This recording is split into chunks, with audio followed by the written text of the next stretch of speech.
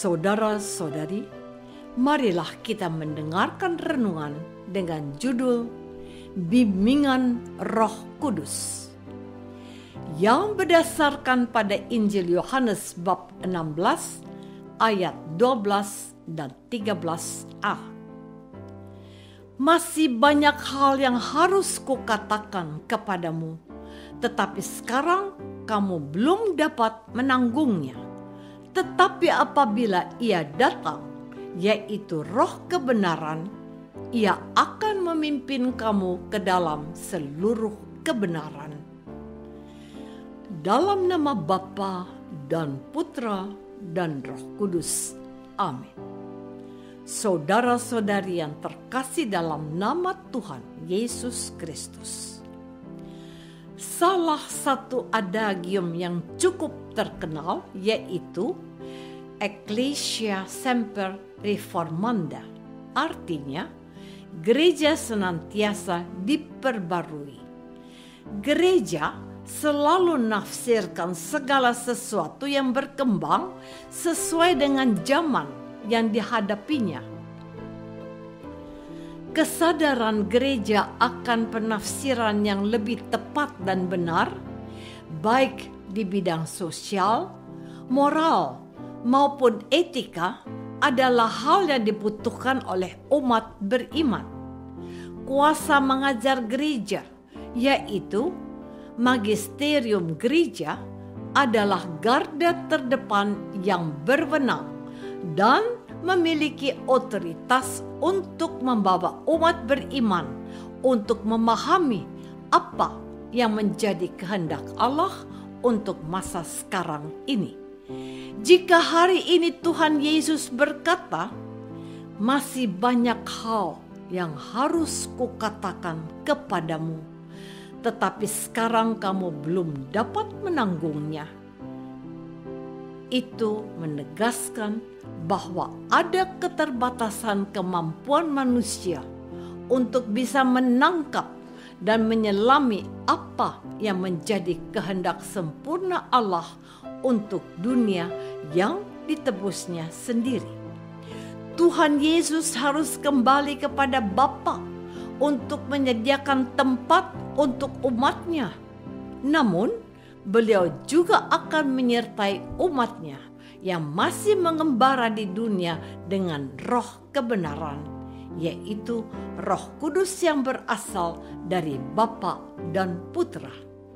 Ia akan memimpin kamu ke dalam seluruh kebenaran.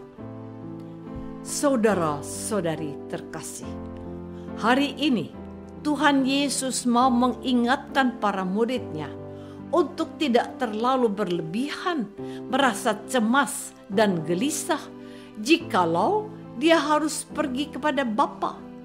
Ia juga mau memastikan bahwa mereka tidak tanpa bimbingan dan pendampingannya. Ia memberikan Roh Kudus untuk menolong mereka untuk mengetahui kehendak-Nya. Tuhan Yesus sudah bersabda dan mengajar mereka, namun Tuhan Yesus juga menyadari kualitas daya tangkap dan daya serap para murid-Nya itu. Waktu kurang lebih 3 tahun menyiapkan para murid-Nya sudah dianggap cukup untuk bisa berjalan sendiri dan mandiri dalam tugas pelayanan mereka. Namun, mengetahui kekacauan dan kebingungan mereka ketika Dia ditangkap dan akhirnya disalibkan, Tuhan Yesus hadir kembali di antara mereka setelah Dia dibangkitkan pada hari yang ketiga. Sejenak mereka merasakan sukacita yang memupus kegelisahan mereka, sebab waktu kebersamaan itu tidak berlangsung lama, sebab Yesus harus kembali kepada Bapa. Agar mereka percaya diri dan tetap setia kepadanya, Tuhan Yesus menjanjikan seorang penolong, yaitu Roh Kudus yang akan menggantinya.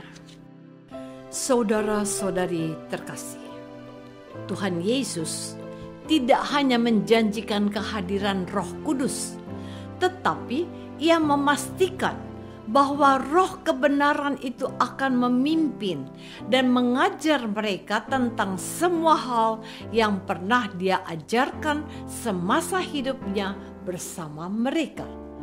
Ketika Tuhan Yesus bersama mereka dan mengajar mereka, mereka tidak selalu bisa segera paham akan apa yang dikerjakannya.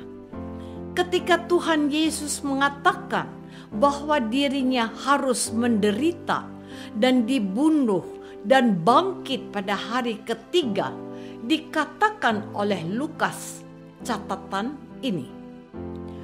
Akan tetapi mereka sama sekali tidak mengerti semuanya itu. Arti perkataan itu tersembunyi bagi mereka dan mereka tidak tahu apa yang dimaksudkan. Lukas bab 18 ayat 34. Ini adalah salah satu contoh yang dimaksud oleh Tuhan Yesus oleh firman-Nya hari ini. Kalau kita mengikuti perjalanan dan perjuangan para rasul Yesus dan para murid Tuhan lainnya seperti yang ditulis Lukas dalam bukunya yang kedua, Kisah Para Rasul, kita dapat menemukan peran serta Roh Kudus itu dengan sangat jelas. Bahkan dikatakan seperti ini. Sebab adalah keputusan Roh Kudus dan keputusan kami, supaya kepada kamu jangan ditanggungkan lebih banyak beban daripada yang perlu ini. Kisah bab 15 ayat 28. Atau di tempat lain, Petrus membela diri dan imannya di hadapan mahkamah agama. Katanya, kita harus taat kepada Allah daripada kepada manusia, dan kami adalah saksi dari segala sesuatu itu. Kami dan Roh Kudus yang dikaruniakan Allah kepada semua orang yang menaati Dia. Kisah Para Rasul bab 5 ayat 29 dan 32. Saudara-saudari terkasih, setelah para rasul dan para murid pertama itu meninggal, generasi berikutnya dan akhirnya sampai kepada kita yang adalah anggota gereja tetap membutuhkan Roh Kudus yang telah dicurahkan ke atas gereja kudus Yesus Kristus. Suksesi, pewarisan, dan penerusan iman kepada Yesus Kristus, Juru Selamat umat manusia itu harus terus berjalan. Namun, tantangan yang dihadapi oleh gereja masa kini tidak kalah rumitnya dengan yang dihadapi oleh para rasul dan gereja perdana. Setiap zaman memiliki warna dan tantangannya sendiri dan berbeda juga. Persoalan hidup dan tuntutan sosial yang dihadapi juga semakin majemuk. Tidak kalah pentingnya untuk setia pada iman kekristenan kita ketika ada tawaran lain yang menggoda untuk meninggalkan iman yang sudah ada dan dianugerahkan kepada kita. Roh Kudus Allah tidak pernah meninggalkan kita dan selalu membimbing kita melalui para tetua kita, yaitu para uskup, dan dipimpin oleh Bapa Suci. Uskup Roma dalam kebersamaan atau kolegialitas para uskup, mereka adalah magisterium gereja, kuasa mengajar yang resmi yang akan membantu membawa umat memahami tantangan zaman saat ini serta memberikan arahan dan solusinya. Tetapi apabila ia datang, yaitu Roh kebenaran, ia akan memimpin kamu ke dalam seluruh kebenaran. Apakah aku percaya akan janji Tuhan Yesus bahwa Roh Kudus akan memimpin dan membawa gereja kepada kebenaran yang sepenuhnya? Marilah kita berdoa. Bapa yang Maha Baik, karuniakanlah roh kebenaran ke atas gerejamu, dan pimpinlah kami pada kebenaran yang sesuai dengan kehendak-Mu. Bantulah kami hidup suci seturut kehendak Yesus demi Kristus, Tuhan dan pengantara kami. Amin.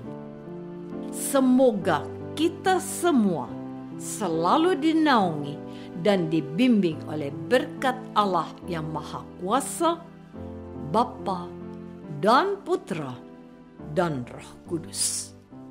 Amin.